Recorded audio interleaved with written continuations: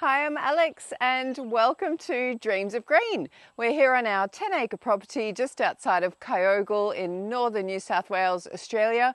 And today I wanted to take you on a little bit of a tour and just show you some really exciting firsts. We're in our 4th year of being here.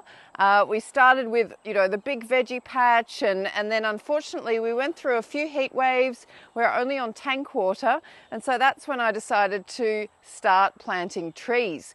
So as we go around, I'll start showing you that finally things are starting to actually flower and come into production, which is really, really rewarding. So we're going to start with this little feijoa behind me, and I'm going to show you it's finally flowering and finally starting to form little fruit.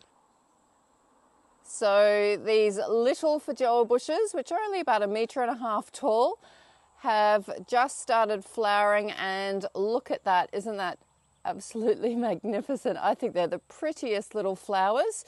So just to give you some context, these feijoas have just been planted on a very steep slope. They haven't had any irrigation. If I pan across here, it is a wind tunnel through here. All of our summer winds come through here.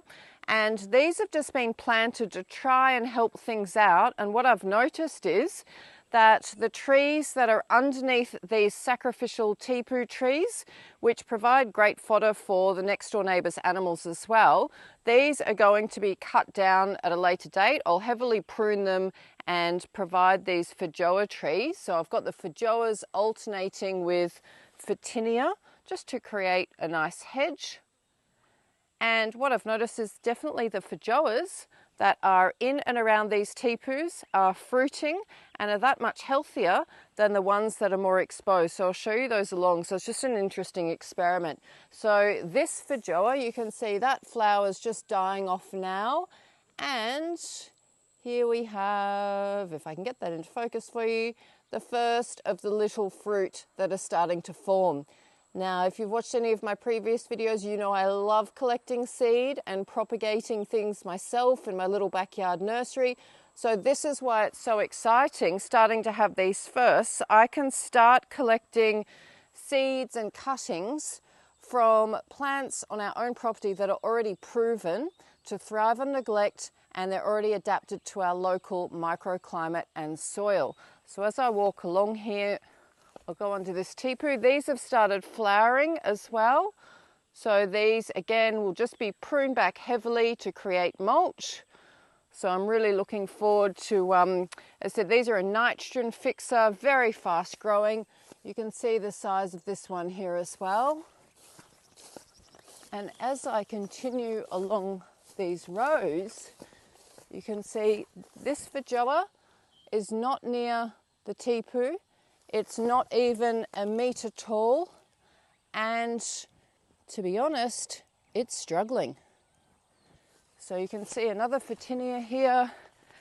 Look at the difference here. We've got some pigeon pea here. This is again providing nitrogen rich mulch.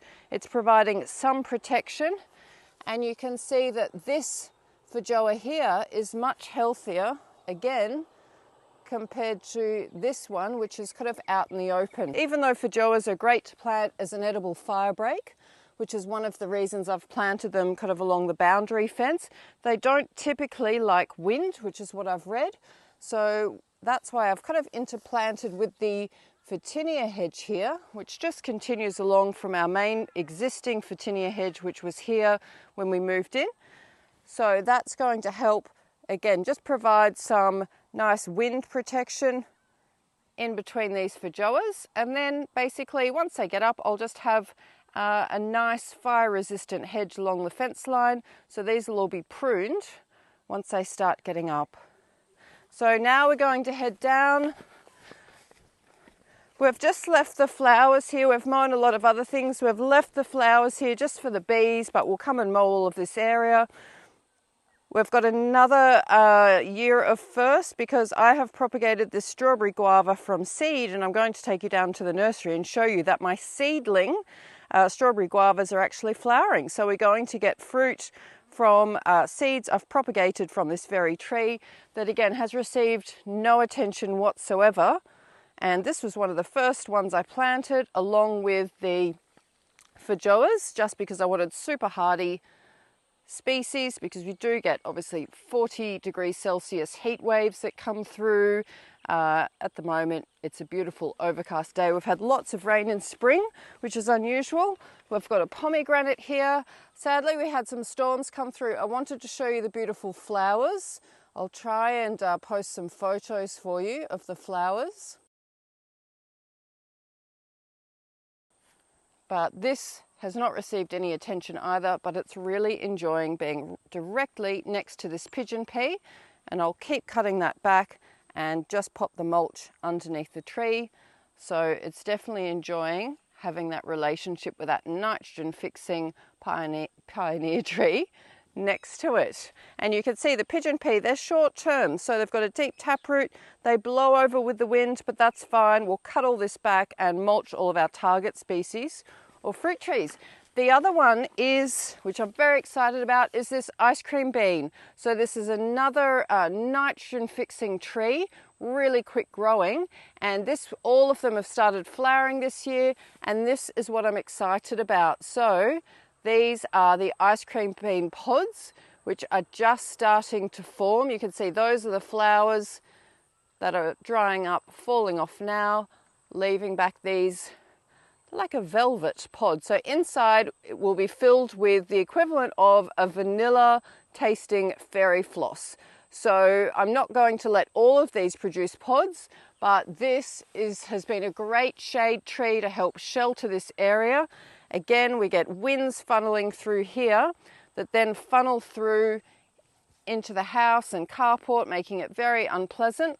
And so that's helping provide a fire break as well as some wind protection from the house as well. So I'm really, really pleased with these, and I can't wait to be eating the pods as well when they mature. So the pods will get kind of about this wide, and as said, you'll see a white fairy floss like substance inside the pod, and that's when you can basically eat them. They've got a black seed inside, so you just suck the fairy floss like substance off the seed, and that's the ice cream bean. So I'm going to take you down to the main food forest now, where I've got a really exciting development there, something I've been wanting to flower, and finally it's in its first year. So let's go. My way down to the food forest, I just want to point out this papaya. Normally we can't grow papayas here because we get a light frost. We have harvested our first delicious papaya, 2 large papayas this year.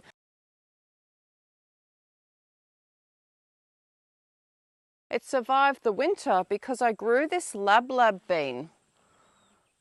That protected it from frost. Every other year, as soon as we get a frost, the tree will wither and die. So that's a great tip if you're in a marginal climate and you get light frosts, then definitely having support trees around things like papayas, but also this is so fast growing, and that's how we got our first papaya. So that was another exciting development. I believe as well, these bananas are being supported by all the overflow from our tanks, and they've only been in the ground less than a year, and so I believe we'll be getting our first crops of bananas this year as well. Just coming through the nursery here, and this is our strawberry guava. So these were propagated by seed from the plant I just showed you, and you can see they're flowering, so they're still in pots. I have barely fertilized them. They've been in the pots a couple of years, and we're already going to get fruit. So that's something else that's really, really exciting. You can see these bananas. The reason we only planted these a year ago is all the winter winds used to come up this hillside, creating a really cold, difficult microclimate to get things growing. So it's hard to see, but in between here, I actually have, there's an avocado, and I have had avocados. You can barely see it because it's been hidden by this tepu, and next to it a loquat.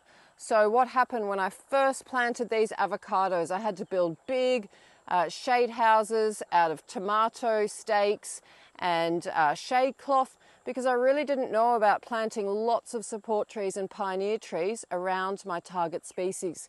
So these tepus now They're starting to produce that canopy, and this is where our really harsh summer afternoon suns just bake all of this area. But now next to the garage here, we're starting to create this cooler microclimate. So this was unbearable, you know, especially the sun on this dark blue metal wall. And that was a big motivation for planting all of these trees in the first place. We had no shade here whatsoever. You can see there's another avocado. I'm hoping we get more fruit off this one this year. And you can see they're on a very steep slope because we've got heavy clay soil, and avocados need good drainage. So this is a very steep slope behind. So it was a great spot to put them, but just not great being a cold wind tunnel. But now we've got all of this support around our target species, and that's working really well. And you can see, as I said, the growth with these bananas is absolutely phenomenal. What I've done as well is in between the bananas, so you can see it's time to thin these out. I will start dividing these, planting them in the food forest. In between, I've got these little raised beds. Now, I couldn't have these raised beds before because they would bake in the afternoon sun. Now I've got things like corn. All of the water and fertilizer that's in this raised bed goes into the ground and helps feed the bananas. So you can see the quality of that corn. Absolutely delicious. I can't wait to have that for lunch, actually. So everything's really starting to help each other. That's the big difference I've noticed with being here now for 4 years. We're starting to get passion fruit. That one's an odd shape for some reason, but starting to get passion fruit coming up. This passion fruit is being sheltered from the winter winds with this ice cream bean, which again will be pruned, and then I can feed this to the passion fruit vine. Now, if I jump the fence, we've got some olives here, which were one of the first things I planted. They were covered in flowers for the very first time. We got a big storm and all the flowers blew off, but there may still be some flowers. It would be lovely to have these start harvesting olives for the first time. So fingers crossed. Now if I go underneath this ice cream bean, we have a Panama berry. Now a Panama berry, they're a bit more frost sensitive.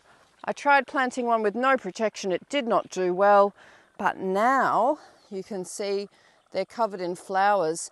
So they form these delicate little fruit. You can see the first ones are forming now. So this is the first year. We had a couple of flowers last year, but this is the first year that we're going to get fruit. It was planted less than 2 years ago. So this is its second kind of wet season, if you like. So if you've never heard of Panama berry, they fruit most of the year, berries about this size, and they taste like this sweet caramel. So that's another first for this year. I'm really, really excited about. Again, I have planted them elsewhere, but they seem to need a little bit more water, a little bit more protection, just because we're on the edge of that climate where they can thrive. So there's the Panama berry. And as I head down this very steep slope, so this is kind of our nursery that we started with. And I didn't understand the microclimates when I first started planting. So I planted these olives on a south-facing slope where it stays quite wet, if you like. Now, even though they've done well because they're getting lots of drainage, a better spot would have been to have selected a north-facing slope, which you can see over here, because what I observed is that was our first food forest there that I planted. So the olives, sorry to move this, the olives would have done much better on that slope because that slope gets really, really dry, whereas this south-facing slope where I've planted them stays a lot wetter. So if you think of obviously where olives thrive, they thrive in some of the driest areas in the Mediterranean, and I've noticed obviously in country Victoria where it's really dry, they've got fantastic olive groves. So they love the rockier the soil and the harsher conditions, they seem to do better. They don't like humidity. So one of the mistakes I've made is planting these things like ice cream bean around the olives, because then when we get the wet summers, they start getting fungal issues. So the reason I've planted the ice cream bean though was to protect the house from these winter winds. So a lot of the trees you'll see are kind of leaning this way because the winds are really, really strong. And I wanted to give the house some afternoon shade in summer as well. So here you can see some remaining flowers of the ice cream bean. And as we head down to the main fruit forest, so this area was basically an orchard where we first started. There are a lot of grafted trees that need a lot of maintenance, and I wanted to have the higher maintenance, more expensive trees that I've purchased closer to the house, so I'm keeping a better eye on those, and then have the seed and cutting grown trees in the main food forest where I'm not going to be looking at them all the time. These can survive on barely any attention at all. So as I head down, I'm going to show you one of the absolute superstars of my food forest. So if I pan around, you can see the tree rows are just planted on contour. Everything needs a mow again. Here we've got a guava. Some of the rows have only just been planted. So this system's definitely a system that I've just planted as I've had the time, as things are ready in the home-based nursery. We've got seedling avocados. I've lost most of my grafted avocados died, but the seedling avocados have done really, really well. And look at this as a superstar. So this is a type of albizia, and this exceeded all expectations. This has only been in the ground just over 2 years. I propagated this from seed. You can see this eucalypt was planted at the same time, and it's even bigger than a eucalyptus. So the eucalyptus here purely as kind of biomass for really fast growing shade and chop and drop. And the albizia are here for shade and nitrogen fixing mulch as well. So these will be pruned back. But I'm so excited that these have flowered because I'll be able to collect the seed after summer and propagate a heap more to be able to plant in. You can see there's a lot of bare areas in the food forest. As I said, just recently planted a whole lot of other species, but what a great addition these will be. So you can see this canopy across the food forest row with the fast growing wattles or acacias, and then this albizia shading the pathways. So what a joy to be walking through the food forest under a canopy. This is one of the major motivations for planting out so many trees in the first place. We had a series of heat waves. It was ridiculously hot, and the whole 10 acres, we didn't have any shade whatsoever. So this is a great year of firsts. So this is just to give you some perspective. This is me standing next to this albizia that I propagated from seed less than 3 years ago. If I scroll up, look how tall that is and the canopy that it's produced. So that's just key for creating that beautiful microclimate where my target species, my fruit trees, can really thrive. So I hope you've enjoyed just this little mini tour, and thanks for sharing this year of firsts, coming into our 4th year of planting.